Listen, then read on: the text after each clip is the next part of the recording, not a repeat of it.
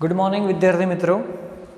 So last लेक्चरनी अंदर આપણે હાઇડ્રોજનથી લઈને નાઇટ્રોજન સુધીના જે પરમાણુઓ હતા કે જે અણુ સ્વરૂપે બને છે H2 N2 C2 B2 Li2 okay possible છે કે નહીં, એની અંદરનો બંધ ક્રમાંક શું હશે, તેનો ચુંબકીય ગુણધર્મ શું હશે, એના વિશે ચર્ચા કરી હતી।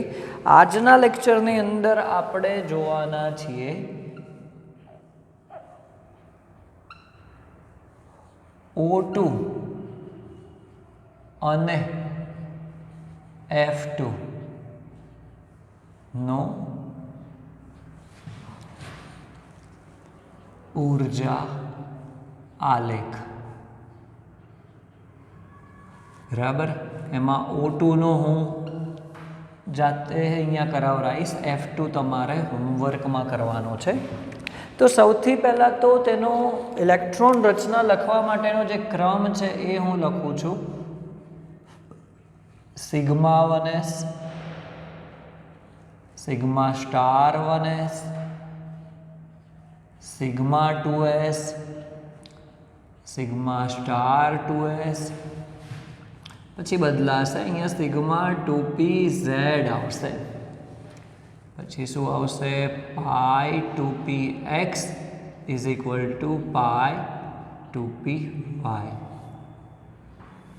ત્યારબાદ શું આવશે pi star 2px is equal to pi star 2py અને છેલ્લે આવશે સિગ્મા 2pz। આ ક્રમ છે અને આ ક્રમ અનુસાર ઇલેક્ટ્રોન ભરાય છે। तो સૌપ્રથમ આપણે જોઈએ એની અંદર હવે ઓક્સિજન,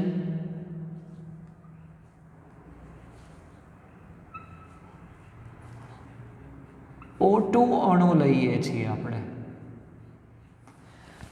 ઓકે। તો સૌપ્રથમ હું શું લખી રહ્યો છું, તો સૌપ્રથમ હું લખું છું ઓક્સિજન, એની અંદર ઓક્સિજનનો પરમાણુ ક્રમાંક છે 8, એની હું પરમાણવીય રચના લખું છું કે શું થશે 1s2 2s2 2p4 છે, બરાબર। આના ઉપરથી મને શું આઈડિયા આવશે કે એક ઓક્સિજન અણુમાં એક ઓક્સિજન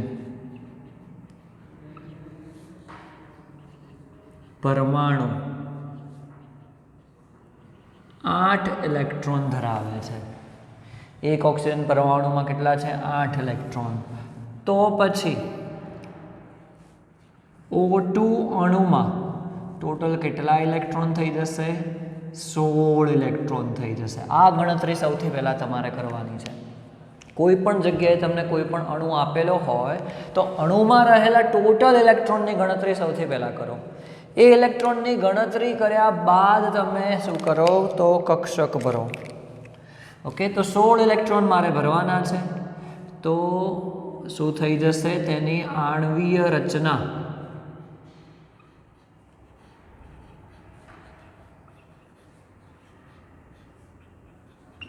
આણ્વીય રચના શું થઈ જશે sigma 1s2 sigma star 1s2 sigma 2s2 sigma star 2s2 sigma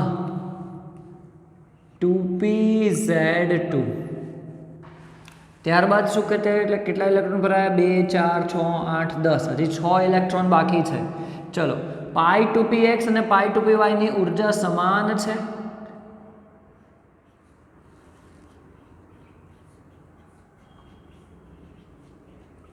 કેટલા ઇલેક્ટ્રોન આવવા જોઈએ 4 ઇલેક્ટ્રોન ભરાઈ જતા હોય તો આપણે ડાયરેક્ટલી મૂકી દઈએ કે ચલો 6 ઇલેક્ટ્રોન બાકી છે તો 2 અને 2 4 ઇલેક્ટ્રોન ભરાઈ ગયા, ટોટલ 14 ઇલેક્ટ્રોન થઈ ગયા। હવે અહીંયા જોવાનું છે કે એના પછી આવતી જે કક્ષા છે pi star 2px is equal to pi star 2py। 2 electron ભરવાના છે। કેટલા ઇલેક્ટ્રોન અત્યાર સુધી ભરાયા 2 4 6 8 10 12 14। બે ઇલેક્ટ્રોન બાકી છે તો બે ઇલેક્ટ્રોન કંઈ 2p એ પાઈ સ્ટાર 2px2 માં નહીં આવે. તમને કીધું હતું ઉર્જા સમાન છે. આથી શું થશે, એક ઇલેક્ટ્રોન પહેલા જશે પાઈ સ્ટાર 2px માં, બીજો ઇલેક્ટ્રોન જશે પાઈ સ્ટાર 2py માં, અને જો હજી ત્રીજો ઇલેક્ટ્રોન ભરવાનો હોય તો પાઈ સ્ટાર 2px માં ફરીથી ઇલેક્ટ્રોન આવશે. પરંતુ આપણે 16 જ ઇલેક્ટ્રોન ભરવાના છે તો આ શું થઈ ગઈ, તેની આણ્વીય રચના થઈ ગઈ.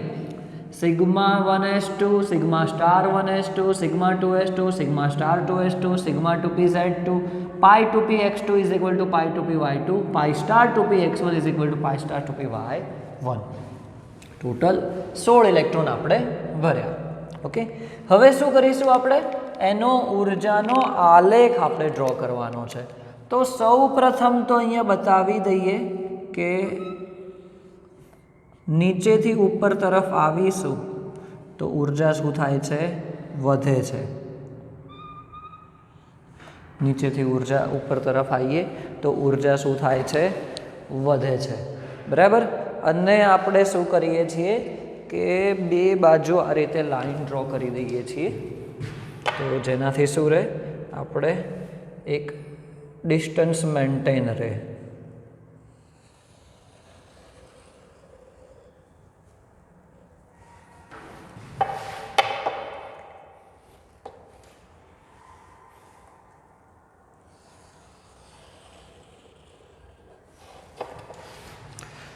ચલો,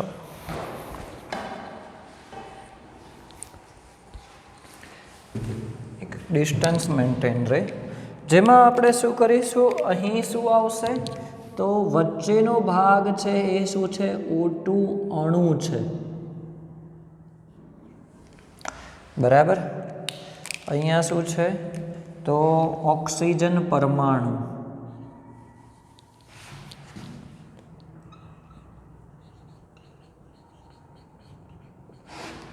અહીંયા બીજો ઓક્સિજન પરમાણુ. બરાબર. ચલો આપણે જાણીએ છીએ ઓક્સિજનની ઇલેક્ટ્રોન રચના. અહીંયા મેં લખી જ છે 1s2 2s2 2p4. તો આપણે બતાવીશું કે એક 1s કક્ષા એક ઓક્સિજનની, એની સામે બીજી 1s કક્ષા બીજા ઓક્સિજનની, એ બંને એકબીજામાં સંમિશ્રિત થઈને શું થાય છે તો એક બંધકારક આણ્વીય કક્ષકની રચના કરશે અને બીજું બંધ પ્રતિકારક આણ્વીય કક્ષકની રચના થશે. તો શું થઈ જશે, આ સિગ્મા 1s બનશે, આ શું થશે, સિગ્મા સ્ટાર 1s. ચલો, એ જ રીતે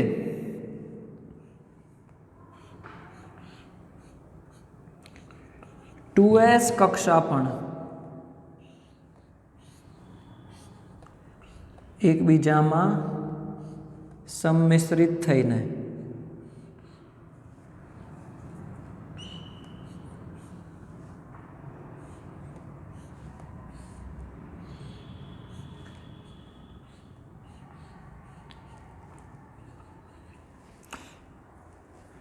સિગ્મા 2s અને સિગ્મા સ્ટાર 2s. ઉર્જાનો ચડતો ક્રમ આપણે જો આ ઉર્જાનો જ ક્રમ છે, sigma 1s sigma star 1s sigma 2s sigma star 2s, એ જ રીતે જવાનું છે. ઓકે, અને આપણે લાસ્ટ હવે આપણે અહીંયા બતાવીએ છીએ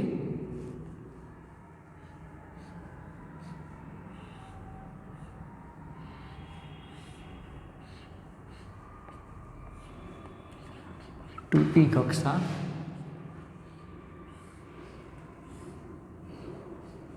એ જ રીતે અહીંયા પણ 2p કક્ષક થઈ જશે. ચલો, કઈ છે, સિગ્મા 2pz.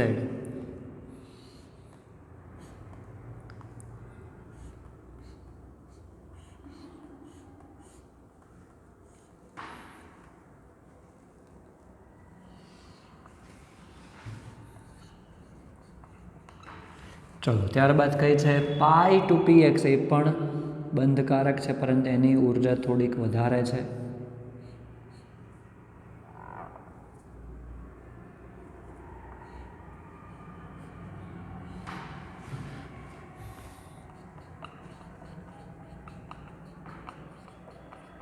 અને ત્યારબાદ કઈ છે પાઈ સ્ટાર 2px, એની ઉર્જા વધારે થશે.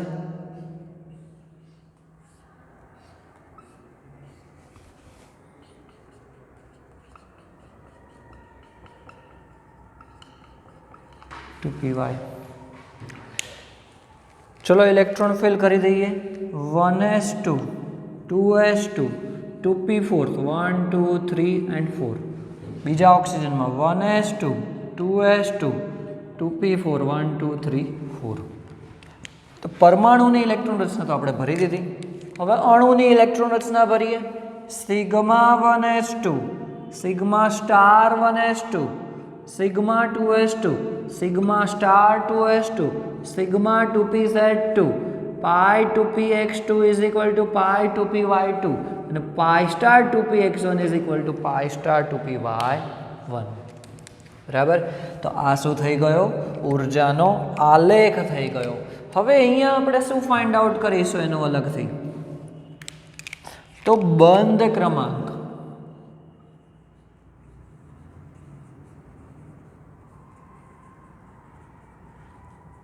(1/2) NB માઇનસ Na. ચલો બંધ ક્રમાંક કેટલો થશે? 1/2 NB એટલે કે બંધકારક ઇલેક્ટ્રોનની સંખ્યા સ્ટાર વગરના જેટલા પણ છે તો 2 4 6 8 અને 10 માઇનસ સ્ટાર વાળા 2 4 5 અને 6. તો શું જવાબ આવશે? બોન્ડ ઓર્ડર 2 આવ્યો જવાબ આનો. એનો મતલબ શું થયો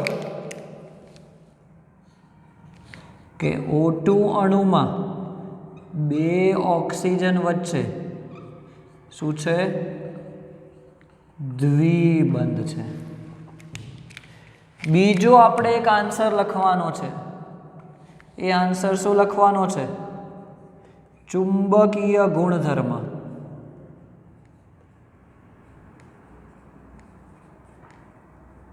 ચુંબકીય ગુણધર્મ. ચલો તો બધા જ ઇલેક્ટ્રોન જો એમાં અયુગ્મિત ઇલેક્ટ્રોન છે. અહીં અયુગ્મિત ઇલેક્ટ્રોન છે. 2 ઇલેક્ટ્રોન અયુગ્મિત છે. ઇલેક્ટ્રોન અયુગ્મિત થયા તો શું થઈ જશે? ચુંબકીય ગુણધર્મ અનુચુંબકીય. શું થઈ જશે? અનુચુંબકીય. બરાબર. તો આ છે ઉર્જાનો ડાયાગ્રામ. કઈ રીતે ડ્રો કર્યો છે એ પણ સિમ્પલ છે. 2 પરમાણ્વીય કક્ષકો ભેગી થઈને આણ્વીય કક્ષકની રચના કરે છે. બરાબર. અહીંયા ટોટલ કેટલી છે? 3 પરમાણ્વીય કક્ષક છે. 3 ટોટલ કેટલી થઈ? 6. તો ટોટલ 6 આણ્વીય કક્ષકો બને. બરાબર. 3 બંધકારક બનશે, 3 અબંધકારક બનશે, એટલે કે બંધ પ્રતિકારક બનશે. તો આ થઈ ગયો O2 અણુ. હોમવર્કમાં તમારે F2 અણુ હોમવર્કમાં તમારે આ જ રીતે કરવાનું છે. અહીંયા શું થઈ જશે? એમાં પાઈ 2px2 થઈ જશે, પાઈ 2py2 થઈ જશે, પછી ઇલેક્ટ્રોન બીજા ઉમેરાશે. બરાબર. તો F2 અણુ માટે તમારે હોમવર્કમાં કરવાનું છે. આ જ રીતે એમાં કંઈ જ નવું નથી. ચલો તો આ સાથે ઓલમોસ્ટ ચેપ્ટર આપણું પૂરું થાય છે. એક છેલ્લો ટોપિક છે કે જે એકચ્યુઅલી આપણે ભણી ગયા છીએ અને એ ટોપિકનું નામ છે હાઇડ્રોજન બંધ.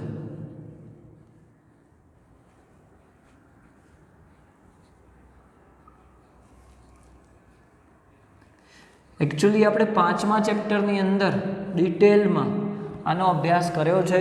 એના પ્રકાર અંકા જોયા. આપણે જાણીએ છીએ કે આંતરઆણ્વીય હાઇડ્રોજન બંધ, આંતઃઆણ્વીય હાઇડ્રોજન બંધ 2 પ્રકારના બંધ બનશે. તો શું થશે? પહેલાં તો વધુ વિદ્યુત ઋણતા ધરાવતા તત્વો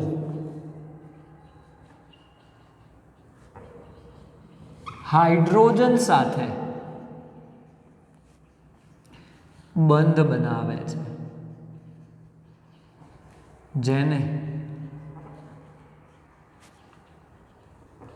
હાઇડ્રોજન બંધ કહેવાય છે. એકદમ સિમ્પલ ડેફિનેશન લખી છે કે શું થાય છે, વધુ વિદ્યુત ઋણતા ધરાવતા તત્વો. ઓકે, હવે એના બે પ્રકાર પડે છે. એક છે આંતર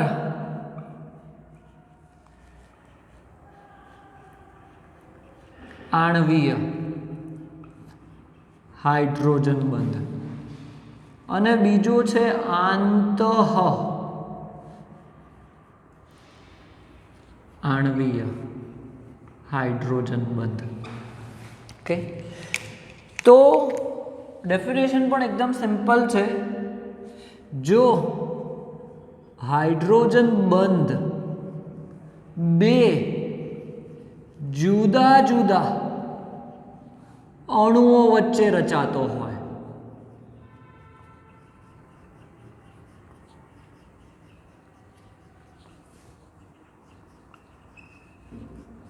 તો તેને આપણે શું કહીશું? આંતરાણવીય હાઇડ્રોજન બંધ કહીશું. તો તેને આંતરાણવીય હાઇડ્રોજન બંધ કહીશું.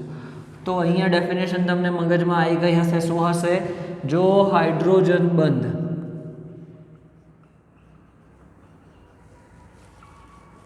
એક જ અણુમાં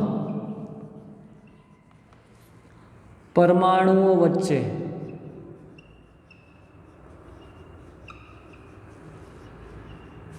રચાતો હોય તો તેને આંતઃઆણવીય હાઇડ્રોજન બંધ કહીશું.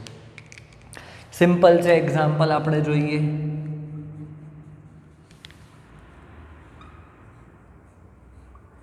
ચલો, 2HF ના અણુ લઈએ છીએ. આપણે જાણીએ છીએ કે ફ્લોરિન ઉપર આંશિક ઋણ વીજભાર છે, હાઇડ્રોજન ઉપર આંશિક ધન. અહીંયા ફ્લોરિન ઉપર આંશિક ઋણ, હાઇડ્રોજન ઉપર આંશિક ધન. તો ફ્લોરિન અને હાઇડ્રોજન વચ્ચે એક પ્રકારનો બંધ રચાશે આકર્ષણ બળનો, જે શું છે? આંતર આણવીય હાઇડ્રોજન બંધ છે. જ્યારે બીજું શું થશે? અહીંયા એક જ અણુમાં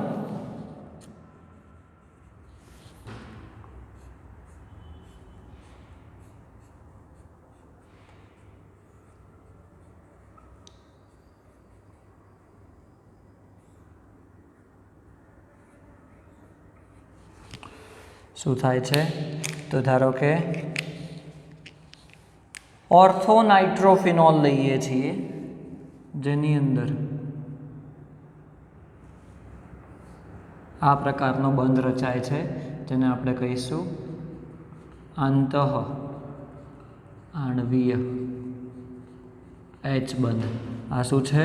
ઓર્થો નાઇટ્રોફિનોલ સંયોજનનું નામ છે. અત્યારે યાદ રાખજો. ઓર્ગેનિક આપણે આવશે, એમાં ડિટેલમાં આપણે બધા જ સંયોજનોનો અભ્યાસ કરીશું. નામ ખાલી યાદ રાખજો સંયોજનનું સ્ટ્રક્ચર સાથે.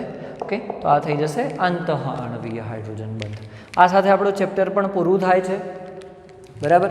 સ્વાધ્યાયના મોટા ભાગના ક્વેશ્ચન થિયોરિટિકલ છે, એટલે એ તમારે જાતે સોલ્વ કરવાના છે. ઓકે, જે ક્વેશ્ચન ના આવડે એ મને મેસેજ કરીને પૂછી શકો છો. બરાબર. તો ચેપ્ટર આપણું 4 નંબરનું ચેપ્ટર પૂરું થયું. નેક્સ્ટ આપણે ચેપ્ટર સ્ટાર્ટ કરવાના છીએ હવે બીજા ભાગનું 8મું ચેપ્ટર, રેડોક્સ.